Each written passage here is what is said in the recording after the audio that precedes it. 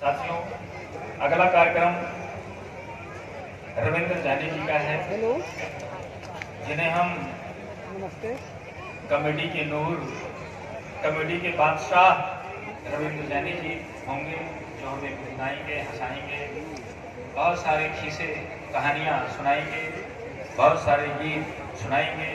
कल क्या पता कल हो न हो कोई गीत हो मन में, तो फिर कबीर साहब की धरती पर आपका स्वागत और अभिनंदन। रविंद्र जानी जी, ये सदन आपके हवाले। धन्यवाद। मित्रों, आप सब लोग इस भव्य कार्यक्रम में आए हैं और जिला प्रशासन का ये उत्सव 2 साल के बाद में आयोजित हो रहा है। पीछे कुछ लोग मेरे सम्मान में खड़े होकर जा रहे हैं। भगवान उनकी आत्मा को शांति दे।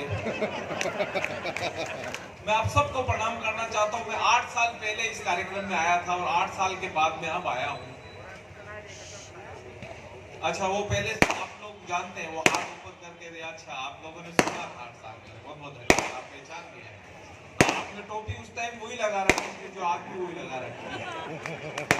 हाँ, मेरे को लग रहा सर्दी आती है तो उसको निकालते हो, उसके बाद में वापिस रख देते हो।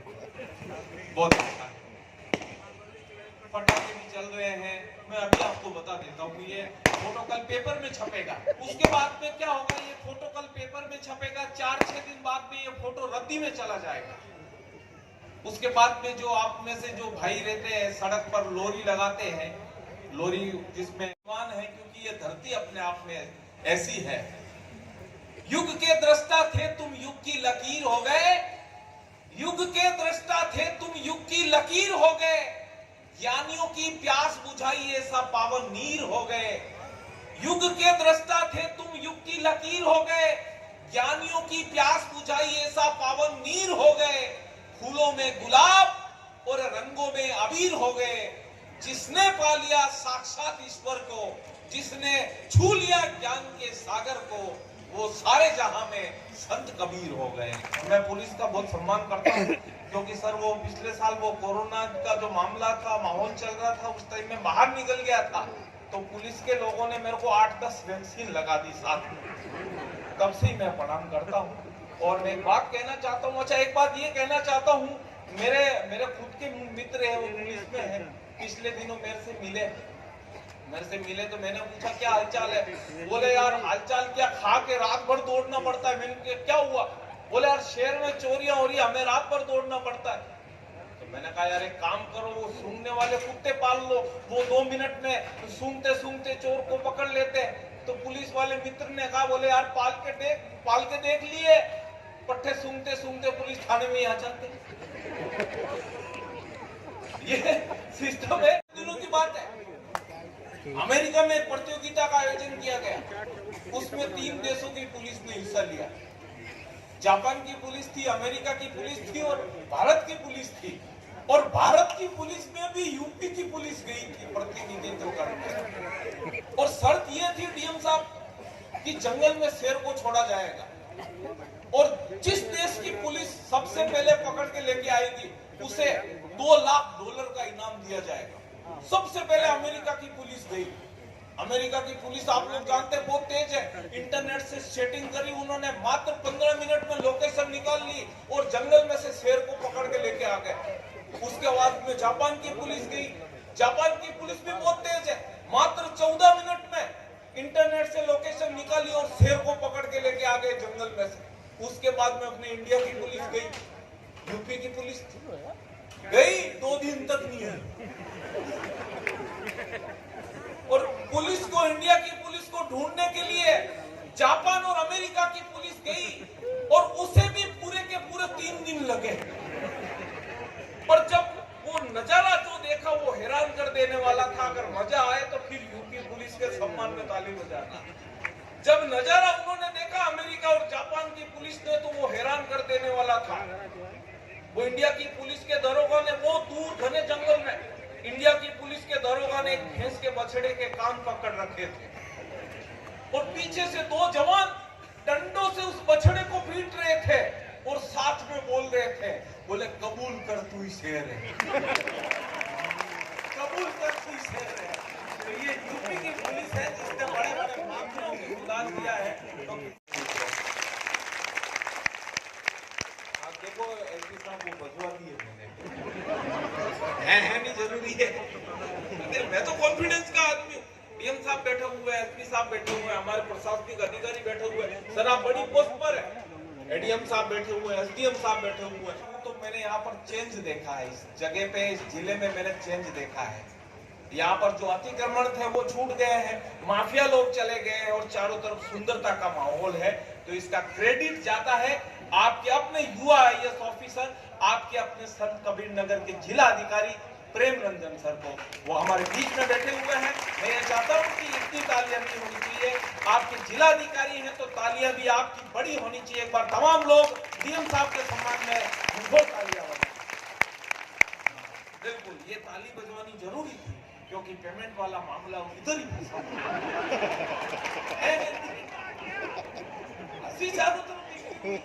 मैं प्रणाम करना चाहता हूँ। सिस्टम ऐसा हो गया, वो फांसी की सजा सुनाने से पहले जज ने अपराधी से कहा तुम्हारी अंतिम इच्छा बताओ। तो उस अपराधी ने कहा सर इच्छा और कुछ नहीं है, बस मेरी जगह आप लटक जाओ। चारों तरफ फांसी बिखरी हुई है। मैं प्रणाम करना चाहता हूँ मित्रों, 2 मिनट में सल्टा देती है।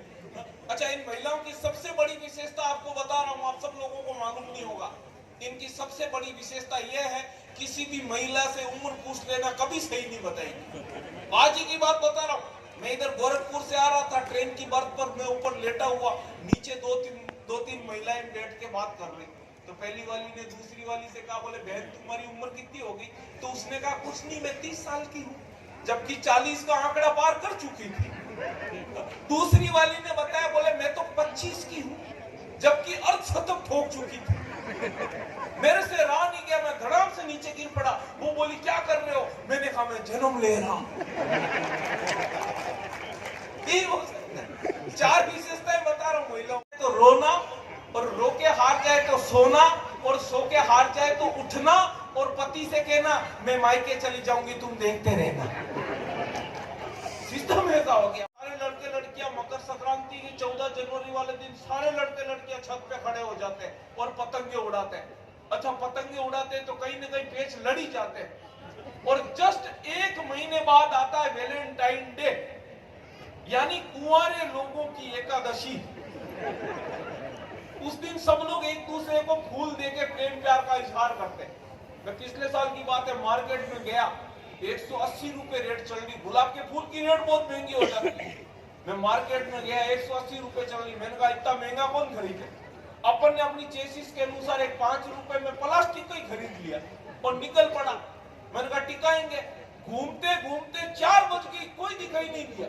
तो 4:30 बजे रेलवे स्टेशन के सामने एक हिंजड़ा खड़ा था, मैंने उसको ही टिकाया। मैंने कहा ले हैप्पी वैलेंटाइन डे। उसने फूल चारों तरफ से देखा और बोला ये तो प्लास्टिक का नकली है। मैंने कहा मजबूरी में दिया, रख ले, वरना तू कौन सा असली है? तू भी अकली, मैं भी अकला। आज से तू मेरी बहना, मैं तेरा भैया। लकड़ी काट रहा था कि वो कुलाड़ी नदी में गिर गई। तो वो लकड़हारा जोर जोर से रोने लगा। तो नदी के देवता प्रकट हो गए, बोले वत्स मैं तेरे दुख को देख करके इमोशनल हो गया हूँ, बता क्या हुआ? तो लकड़हारे ने कहा कि प्रभु मेरा कमाने का जरिया कुलाड़ी इस नदी में गिर गई है, वो मुझे लौटा दीजिए और मुझे कुछ नहीं चाहिए।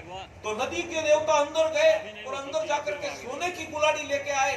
बोले बेटा ये तुम्हारी कुलाड़ी है? बोले नहीं ये मेरी कुलाड़ी नहीं है। चांदी की लेके आए, बोले ये तुम्हारी नहीं है। पीतल की लाए, बोले ये नहीं है।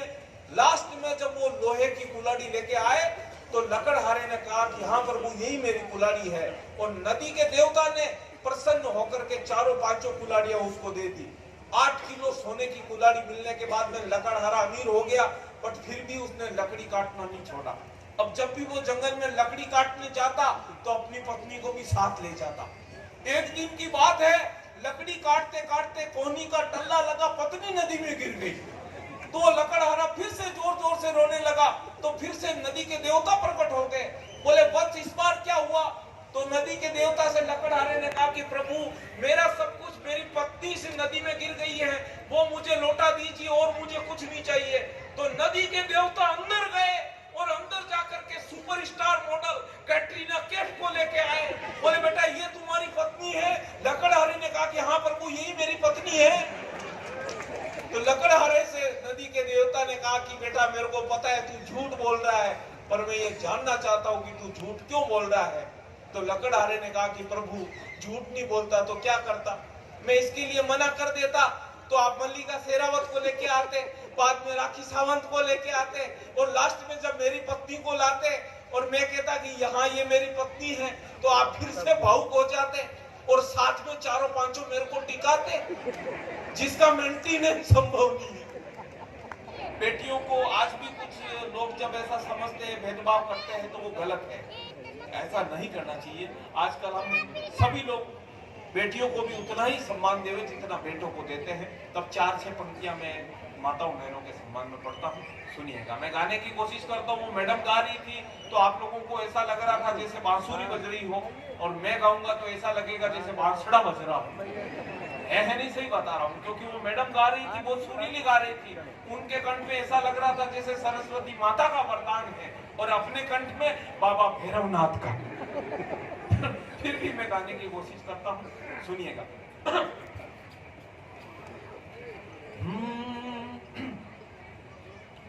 ये सिलसिला चलता रहा तो पछताओगे।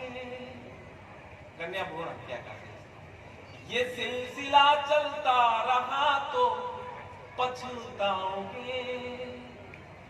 पाप जो करोगे सजा सबकी पाओगे। पाप जो करोगे सजा सबकी पाओगे। बेटियों की गर्भ में ही जान लोगे तो सुनो। बेटियों की गर्भ में ही जान लोगे तो सुनो। बेटों के लिए कल दुल्हन कहाँ से लाओगे। बेटों के लिए कल दुल्हन कहाँ से लाओगे। बेटे हाँ ये पूछा, बोले बताओ रविंद्र जानी एप्पल की स्पेलिंग। मैंने कहा सर APPLE एप्पल यानी सेव। बोले जाओ पास। उसके बाद आया मैथिली ठाकुर का नंबर। मैथिली ठाकुर से डीएम साहब ने पूछा, बोले बताओ बुक की स्पेलिंग। मैथिली ठाकुर ने बोल दिया BOO के बुक यानी किताब। बोले जाओ पास। उसके बाद आया त्रिपाठी जी का नंबर। बोले बताओ पूरे अंडमान निकोबार द्वीप समूह की स्पेलिंग। तो ये कहने लगे सर ये तो मेरे पापा के पापा को भी नहीं आया, हमें कोई सीधा सरल क्वेश्चन पूछो। तो हमें फिर से लाइन में लगाया गया। सबसे पहले मेरा नंबर आया। डीएम साहब ने मेरे से पूछा, बोले बताओ रविंद्र जानी भारत की प्रथम क्रांति कब हुई। मैंने कहा सर 1857 में। बोले जाओ पास। उसके बाद आया मैथिली ठाकुर का नंबर। बोले बताओ उसमें कितने लोग मरे। तो मैथिली ठाकुर ने जवाब दे दिया, बोले सर पूरे के पूरे 3 लाख। उसके बाद आया त्रिपाठी जी का नंबर, मरने वालों के नाम बताओ। आप ताली बजाओ। स्कूल वाले बच्चे ने कहा, बोले मोदी जी आप टेंशन मत लो, 2 पैराशूट पड़े हैं। तो मोदी जी ने कहा ये कैसे हो सकता है, पायलट ने मुझे बताया था कि पैराशूट कम है। तो स्कूल वाले बच्चे ने कहा, बोले मोदी जी वो राहुल गांधी जी जो थे ना, वो हड़बड़ाहट में मेरे स्कूल का बस्ता लेके निकल गए। दिनों चला था जिसमें शिल्पा शेट्टी ने नाच कूद के BP हाई कर ली। बंबई से गई पूना, पूना से गई पटना, फिर भी नहीं मिला सजना। तू यहाँ संत कबीर नगर में आई थी क्या, कितने सजना बैठे हुए, तेरा काम यही हो जाता। ऐसे ऐसे गाने। अच्छा एक गाना कुछ ज्यादा चला था, वो आप लोगों ने सुना होगा। बोले छत पे सोयो तो नड़तोई, मैं थाने समझ के सो गई, गलती मारा से हो गई, राणा जी माफ करना। भाई जब अपने को मालूम था कि अपना पिलंग नीचे है तो तू छत पे गई क्यों। कल को तू कुछ और करके आ जाएगी, राणा जी कब तक माफ करेगा। ये गाने ऐसे एक गाना कुछ ज्यादा चला था। जोरा जोरी चने खेत में, चोरा चोरी चने के खेत में। अब मूर्खों को ये मालूम नहीं कि चने का झाड़ 1.5 फुट का, जोरा जोरी कैसे हो सकती है। और भाई अगर चने के खेत में अगर किसी ने जोरा जोरी कर भी ली तो इतनी जगह खुजली पैदा हो जाएगी कि बुझाते बुझाते पागल हो जाएगी। ये मुंबई के गीत है। पर मैं आप सबको प्रणाम करना चाहता हूँ मित्रों, आप बहुत बड़ा ये भव्य कार्यक्रम है, तो आप लोगों का लेवल भी उतना ही अच्छा है। आप सब लोग बहुत विद्वान लोग हैं, मैं प्रणाम करना चाहता हूँ। आप लोग अपने सम्मान में भी एक बार ताली बजा सकते हैं। आपने इस मगहर महोत्सव को भव्य बनाया है। वो मेरे पड़ोस में एक आंटी जी रहते हैं, वो आने वाले हैं। मेरे पड़ोस में एक आंटी जी रहते हैं, उनका वजन है 1.5 कुंटल है नहीं, सही बता रहा हूँ। अभी पिछले दिनों किसी चोर का दिमाग खराब हो गया, एसपी साहब जो उनके घर में चोरी करने गया, और वो चोर जैसे ही माल लेकर के निकलने लगा, उस टाइम आंटी जी की नींद खुल गई। उन्होंने कुछ नहीं किया, चोर को पटका और ऊपर बैठ गया। चोर के ऊपर 1.5 कुंटल वजन, और आंटी जी ने अपने बच्चे से कहा, बोले बेटा जल्दी से जा पुलिस को लेके आ। उनका बच्चा बोला, मम्मी मैं पुलिस को बुलाने जा रहा हूँ, पर मेरी चप्पल नहीं मिल रही है। चोर की हालत खराब थी, बोले मेरी बहन की जा पुलिस लेके, वरना मेरी फाइल यही सलट जाएगी। बड़ा वो कविता सुनाता हूँ जिसे मैंने देश भर के बड़े मंचों में सुनाया, जिस कविता ने मुझे सैकड़ों IAS ऑफिसर तक पहुंचाया। ये मेरा दावा है, जब आप यहाँ से जाएंगे, हो सकता है मेरा नाम भूल जाए, हो सकता है इस कार्यक्रम को भूल जाए, पर इस कविता की पंक्तियां आपको जिंदगी भर याद रहेगी। आप जब यहाँ से जाएंगे, आप भी अरे म्यूजिक वाले भैया आप भी सुन लो, आपको भी याद रहेगी। है जरूर यार, टू मत करो बीच में, खाली सुनो। ये कविता नकाब पे है, 4 मिनट आपके मैं ले रहा हूँ। इस बात का दावा करता हूँ, अगर तन्मयता से आपने सुना तो जिंदगी भर आपको याद रहेगी। जब आप यहाँ से घर जाएंगे तो आपको ऐसा लगेगा आप एक 4 मिनट की फिल्म देख करके जा रहे हैं। हमारे बीच में युवा IAS ऑफिसर, युवा IPS ऑफिसर दोनों ही, आप लोगों का सौभाग्य भी है कि दोनों ही युवा ऑफिसर आपके इस वक्त जिले की कमान संभाल रहे हैं, SP साहब और कलेक्टर साहब। मैं इन दोनों को समर्पित करता हूँ। सुनिएगा एक प्रेम कहानी, आपकी कहानी सी जब भी निकलती थी घर से अपने चेहरे पे नकाब रखा करती थी। ये पूरी प्रेम कहानी नकाब पर है। एक लड़की थी दीवानी सी, अपने आप में अनसुलझी कहानी सी, जब भी निकलती थी घर से अपने चेहरे पे नकाब रखा करती थी। एक लड़का उस लड़की को चुपके से देखा करता था। वो लड़का उस लड़की से बेहद प्यार करता था, दिलो जान से मरता था। एक दिन ये बात लड़के ने लड़की को बताई, तो लड़की को भी उसकी दर्द भरी दास्तां समझ में आई। वो लड़की भी उस लड़के से प्यार करने लगी, उसके लिए सजने संवरने लगी। धीरे धीरे उनके प्यार की हवाएं चल रही थी। लड़की लड़के से रोज मिल रही थी। एक दिन लड़के ने लड़की से कहा, जाने मन हमें अपना चांद सा चेहरा तो दिखाओ। तो लड़की बोली, जिस दिन प्रिया मिलन की रात होगी, बादलों से बरसात होगी, उस दिन मैं अपना नकाब हटा लूंगी, तुम्हें अपना चेहरा बता दूंगी। धीरे धीरे समाज की दिक्कतें बढ़ने लगी, धीरे धीरे समाज की दिक्कतें बढ़ने लगी। अब लड़की लड़के से कभी कभार ही मिलने लगी। एक बार लगातार कई दिनों तक वो लड़की लड़के से नहीं मिली। जब उसे ये बात पता लगी तो वो अंतर मन तक हिली कि वो लड़का मोहब्बत के सारे बंधन तोड़ चुका था, उसके प्यार की दीवानगी में इस दुनिया को छोड़ चुका था। तब वो लड़की उस लड़के के कब्र पर गई, जाके रोने लगी। तभी बादलों से बरसात होने लगी। ये वही प्रिया मिलन की रात लग रही थी, क्योंकि आकाश से बिजली और आंखों से आंसुओं की झड़ी लग रही थी। तभी उनकी प्रेम कहानी में एक किस्सा और जुड़ गया। आंधी के तेज थपेड़े से लड़की का नकाब उड़ गया, तो कब्र में से आवाज आई, ए दोस्त ये तो समय की बात है, कल तेरे चेहरे पे नकाब था, आज मेरे चेहरे पे नकाब है। कल तेरे चेहरे पे नकाब था, आज मेरे चेहरे पे नकाब है। बहुत बहुत धन्यवाद। हमारे बीच में लोकप्रिय कलाकार मैथिली ठाकुर, जिसने बहुत कम उम्र में पूरे हिंदुस्तान की बुलंदियों पर अपना झंडा लगाया है। और एक बात और कहना चाहता हूँ, पिछले दिनों मैथिली ठाकुर जी का कार्यक्रम मुंबई में था और मराठी लैंग्वेज में इन्होंने जो गाना गाया उसके ऊपर वो अपने फडणवीस साहब भी झूम रहे थे। वो वीडियो आप नेट पर जरूर देखना। हमारे बीच में हम सबका सौभाग्य है कि वो कलाकार आज हमारे बीच में है। आप सबकी घनघोर तालियों के बीच में आप सब आवाज दें मैथिली ठाकुर को। बहुत बहुत धन्यवाद। और मैं थोड़ी देर के बीच में पुनः आप सब लोगों के बीच में आऊंगा। बहुत बहुत